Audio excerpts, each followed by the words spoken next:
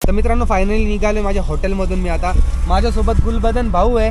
गुलबदन भाऊ सॉरी माझ्यासोबत गुल मोहम्मद भाऊ आहे. आणि गुल मोहम्मद भाऊ है ना आपल्याला फिरवणार आहे पूर्ण काबुलमध्ये. आणि गुल मोहम्मद भाई आपको कैसा लग रहा है? बहुत अच्छा लग रहा है. ये जगह आप लोग देखता हो ना. हाँ इधर अमिताभ बच्चन ने एक फिल्म भी बनाया. अच्छा. खुदा गवाह फिल्म. ओके. और एक शॉट उसकी यहाँ जगह से ले. क्या बात है. अस्पर जो बैठा था ना. अच्छा. यहाँ से. अच्छा. ये वो जगह है. अच्छा. इसको पुले अंटन बोलता है. पुले अंटन बोलता अच्छा. है. तर मित्रांनो ही जागा जी आहे ही तुम्हाला दाखवतो.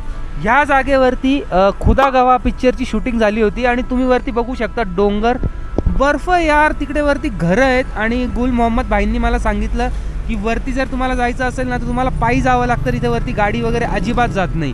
तर भाई नजारा एक नंबर आहे. तुम्ही बघू शकता किती जबरदस्त व्ह्यू दिसतोय इथून. आणि थंडी यार, मी थंडीमध्ये आलेलो आहे अफगाणिस्तान एक्सप्लोअर करायला आणि मजा येते. माझ्या माहितीप्रमाणे खुदा गवाह हा एकमेव असा हिंदी चित्रपट आहे ज्याचे काही महत्त्वाचे भाग थेट अफगाणिस्तानच्या काबूल शहरात चित्रित झाले होते. हे चित्रीकरण 1989 ते 1990च्या सुमारास झाले होते. त्या काळात अफगाणिस्तानमध्ये गृहयुद्धाचं वातावरण होतं आणि तालिबान सारख्या कट्टर गटांची हालचाल इथे सुरू झाली होती. अमिताभ बच्चन, मुकुल आनंद व संपूर्ण युनिटच्या सुरक्षेसाठी अफगाणिस्तानच्या राष्ट्रपतींनी स्वतः स्पेशल मिलिटरी फोर्स नेमली होती. 10,000 सैनिकांचा ताफा त्यांच्या सुरक्षेसाठी तैनात करण्यात आला होता.